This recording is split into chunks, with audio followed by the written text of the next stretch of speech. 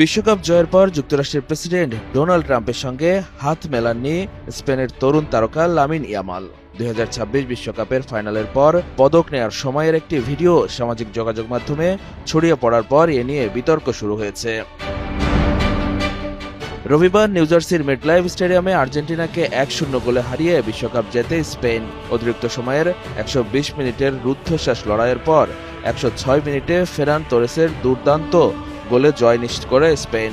ফাইনালে উপস্থিত ছিলেন মার্কিন প্রেসিডেন্ট ডোনাল্ড ট্রাম্প। ম্যাচ শেষে তিনি স্টেডিয়ামেই ছিলেন।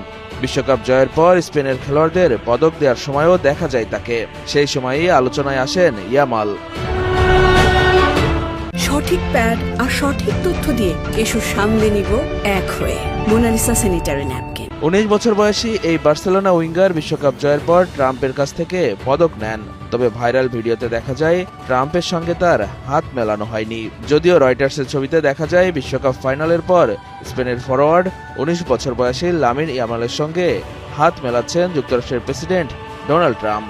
এ সময় ফিফা সভাপতি জিয়ান্নি ইনফান্তিনোকেও দেখা যায়। ইনফান্তিনোর পরেই দাঁড়িয়েছিলেন ট্রাম্প। ট্রাম্প ইয়ামালের হাতে বিশ্বকাপের পদক তুলে দেন। ইয়ামালও মাথা নেড়ে কৃতজ্ঞতা জানান। তবে দুজনের মধ্যে করমর্দনও হয়।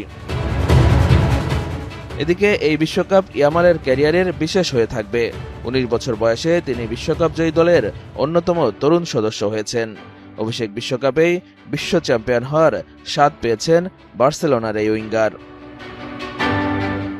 2025-26 মৌসুমে বার্সেলোনার হয়ে স্প্যানিশ চ্যাম্পিয়নও হয়েছিলেন ইয়ামাল। বিশ্বকাপে তার গোল সংখ্যা মাত্র একটি, তবে স্পেনের খেলায় তার প্রভাব ছিল গুরুত্বপূর্ণ।